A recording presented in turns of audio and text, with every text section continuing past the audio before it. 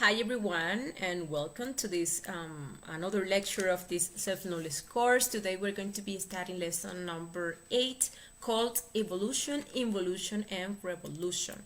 Remember that we are always going to be broadcasting these conferences of the Phase A on Mondays and Thursday, and the Phase B conferences are going to be broadcast every Saturday. And also remember that if you have any question, any doubt, let it down below in the comment section, and we're going to be answering and clearing out any doubt you may have.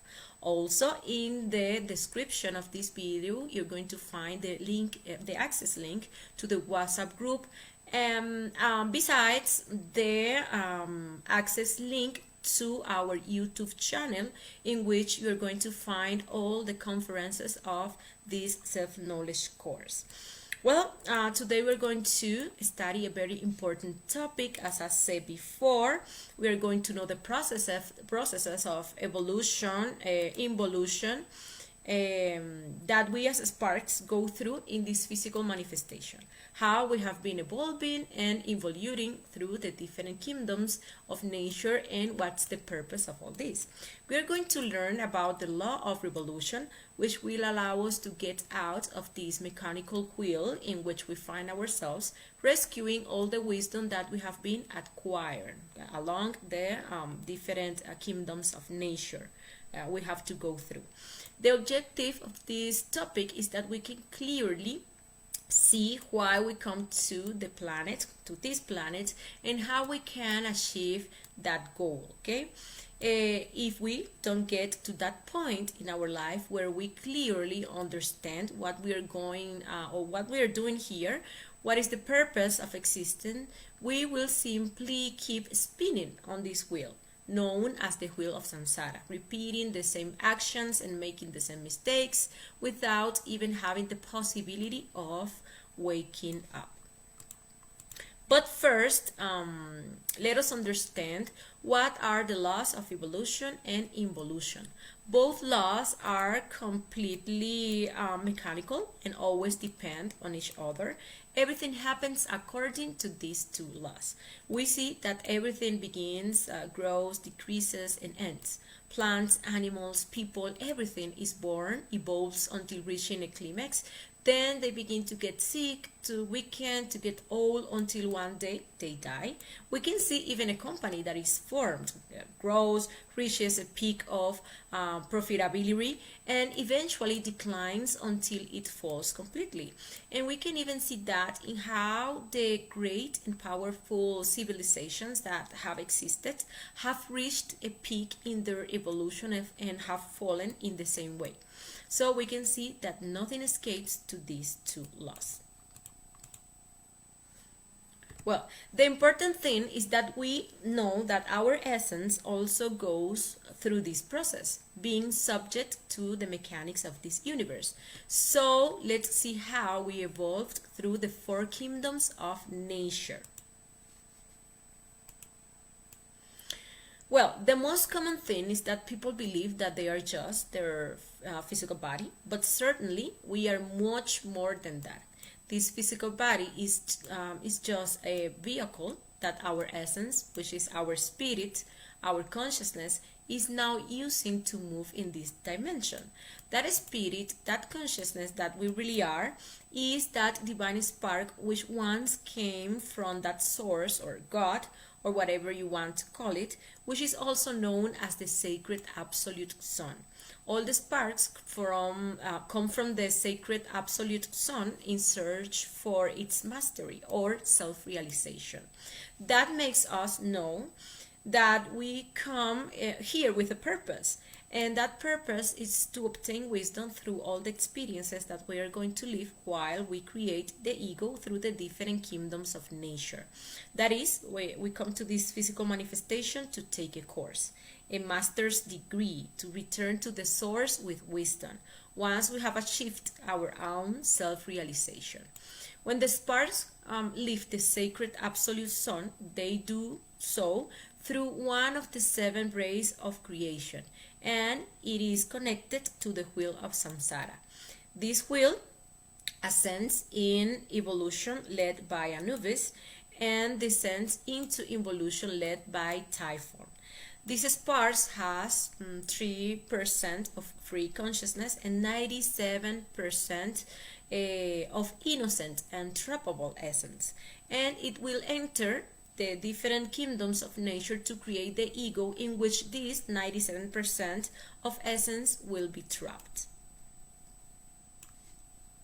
Well, and there in this wheel we can see here 300,000 esoteric years are given to the spark to achieve self-realization. Those 300,000 esoteric years are represented in the formation of 3,000 souls. This means that we have the right to spin in this wheel 3,000 times, and in each turn we are going to create a soul through the different kingdoms of nature, and upon reaching the human kingdom in each cycle we will have the right to have 108 existences, or 108 human physical bodies, so that in one of those existences as humans we decide to do the work of developing that soul and achieving self-realization. If we don't, we will lose that soul that we have created through that cycle by going through involution, and we will have to recreate a new soul by entering to a new spin in the wheel. If we do the calculation, one soul for each one of the 3,000 cycles and 108 human existences for each of the souls, this is equivalent to 324,000 human physical bodies. That means that we have been given 324,000 opportunities as humans to awaken our consciousness and achieve self-realization. Of course, we are going to be doing this in one existence. Just one existence is needed to do this work of self-realization. Well, it is also important to know that not all sparks reach self-realization. Many remain hanging around in this process of evolution and involution until their opportunities run out, without ever reaching that point of revolution, which leads them to awaken their consciousness and reach their self-realization. All sparks have free will, and we are not bound to achieve victory. So there are three alternatives on this wheel. The first alternative is triumph, which is to achieve the intimate self-realization of the being in any of these opportunities. The second alternative is failure, which is exhausting all opportunities without being able to awaken consciousness and returning to the absolute sun with only 3%. And the third alternative is to renounce the will. This case is determined by the Divine Mother of a spark that doesn't have the strength to resist the pressure of the will.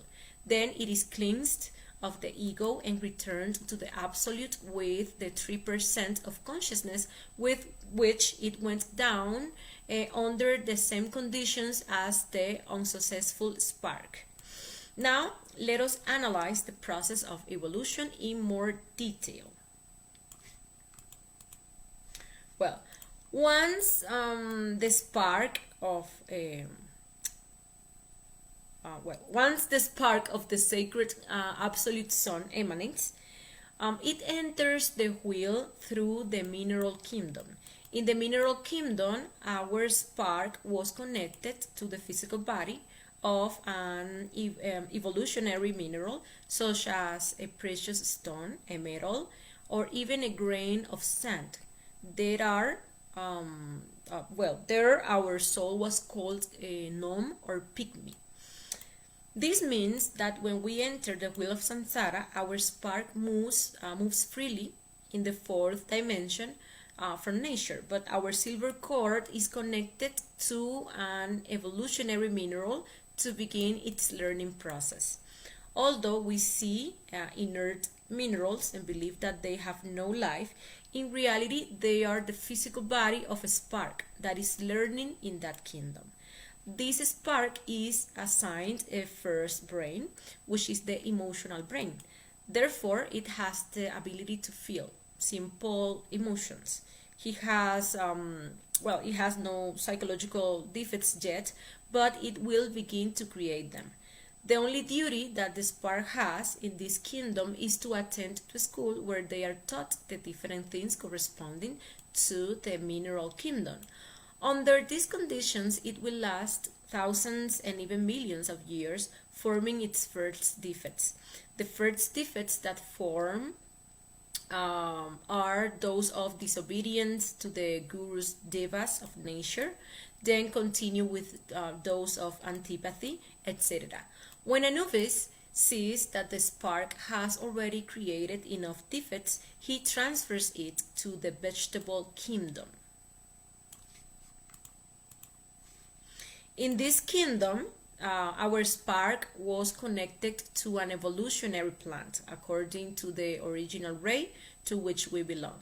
A towering and beautiful tree, or a plant that provides food, a tree or flowering plant, a healing plant, etc. There, our soul was called elemental. Its consciousness continues at 3% as it started, but evolves with the defects created earlier. Here, the spark is assigned a second brain, which is the motor instinctive sexual brain, which will allow them, in addition to the ability to feel basic emotions such as liking and disliking, now they will begin to develop the instinct to start recording those emotions of liking and disliking. So now it will create defects related to fear, sadness, pleasure, and pain.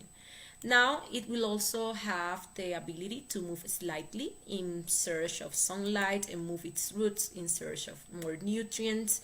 It has to start fighting for its food, for light, against parasitic plants, etc.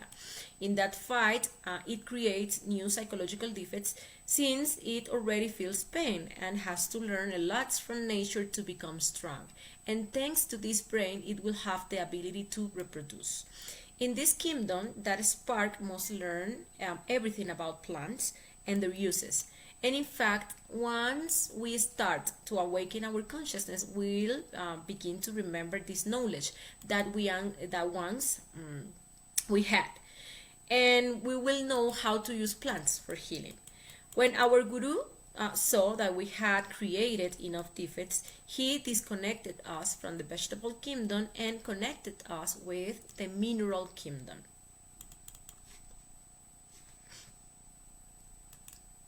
Well, excuse me, not the mineral kingdom, but the animal kingdom. The mineral kingdom was the one we were studying before. Well, in this kingdom, our soul was called anima, and it was connected to the physical body of an evolutionary animal.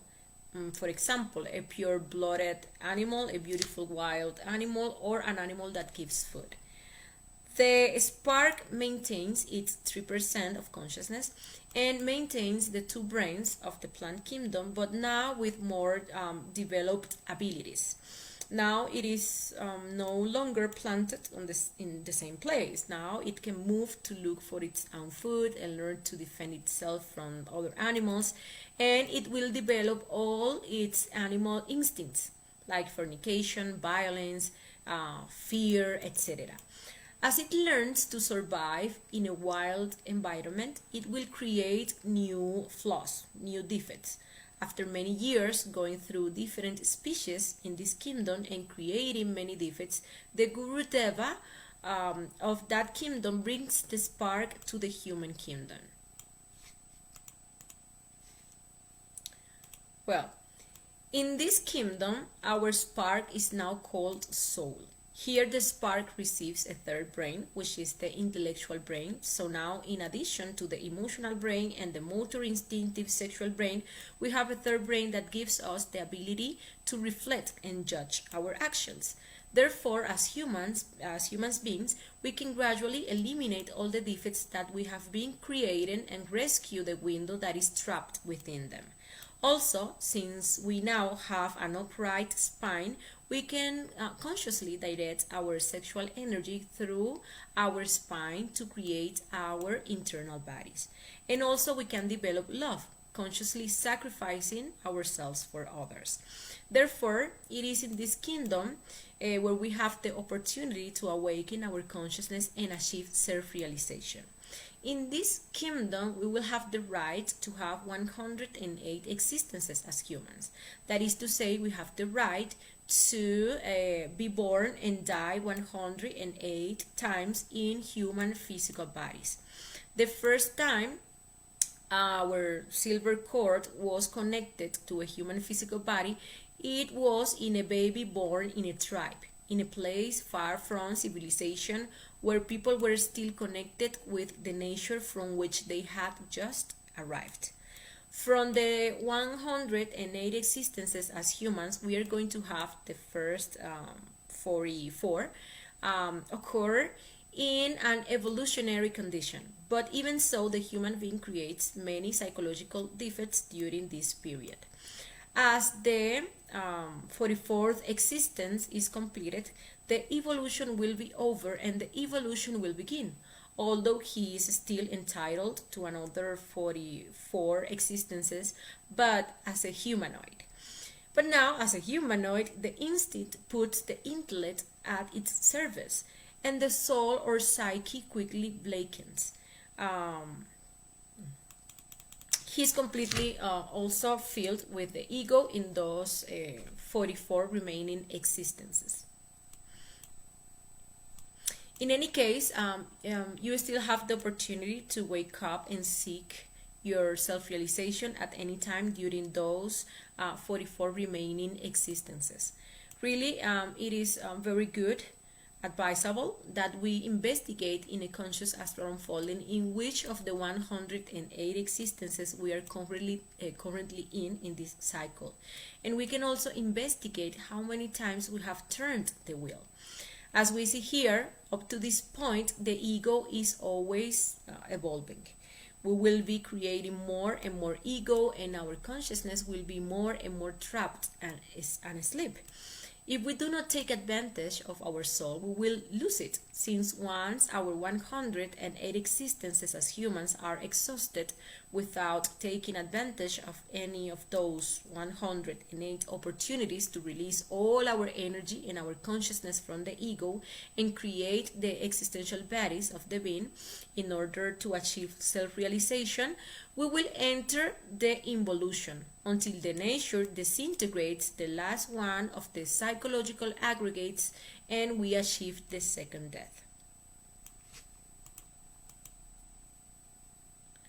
Well, let's see now what exactly involution is. Once the 108 existences as humans in a cycle are exhausted without working on ourselves, our spark will be connected to an involutionary animal.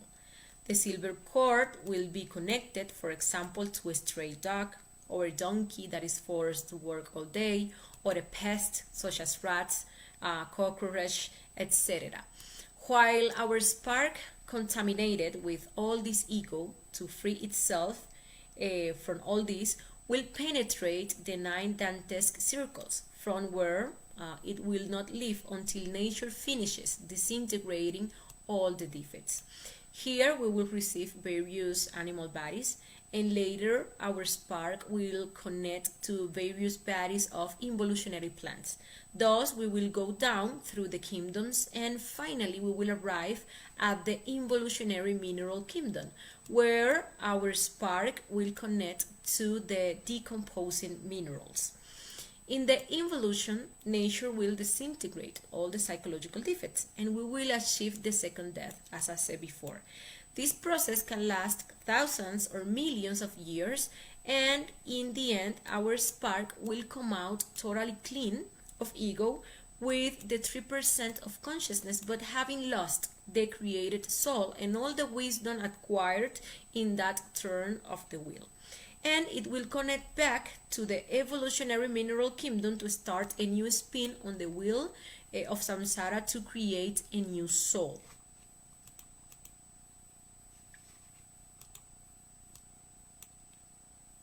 Well, if we reflect on this, we will deduce that it is absurd to believe that we can aspire to constant evolution, okay? That we can just, by letting time passes, hope that we are all going to take a quantum leap, or that we will awaken our pineal gland, or that we will be more conscious people without working on our own psychology, without paying karma for all the damage that we have been causing existence after existence. It is absurd to expect that different things will start to happen if, as humanity, we continue doing the same and making worse mistakes every day. We might believe that by having more technology, greater access to information, we are evolving, when internally, spiritually, we are more and more degenerate, more perverse, and more cruel. It's just watching our planet and seeing how we are destroying it, destroying all its resources, how is declining the critical thinking, art, philosophy, psychology, etc. If we analyze ourselves internally, if we manage to wake up to see our own internal decadence, we will realize that in reality we are not in evolution, but in involution, and that we urgently need to make an internal revolution. Because only through the conscious revolution is human regeneration possible, and it is possible to free ourselves from this wheel of constant deaths and rebirths and evolution and involution. And what is revolution? The consciousness revolution is a job that each one of us must do to achieve their own change. This change is made through the three factors for the revolution of consciousness. The first factor is psychological death, which consists of discovering our psychological defects through self-observation, judging the defects until understanding them, and eliminating those observed defects with the help of our particular divine mother. With psychological death, the trapped consciousness is liberated from the defects. The second factor is the spiritual birth, which is to begin to make wise use of the sexual creative energy to create the existential bodies of the being. It is the sexual union between man and woman without spilling the sexual creative energy. With the spiritual birth, the liberated consciousness is fixed to the spinal cord. The third factor is the sacrifice for humanity, which consists of delivering this knowledge to humanity. So that each person who receives it can do their own work. Okay, we're going to give this knowledge in a pure and free form. With the sacrifice for humanity, love awakens. In this way, we liberate ourselves from the wheel of samsara, from the processes of evolution and involution to which we have been tied for a long time. Thus, we achieve the self-realization of our being. And this been the lecture for today. Thank you all for being here, and remember that if you have any question, you can leave it in the comments, okay? Join us in the next topic.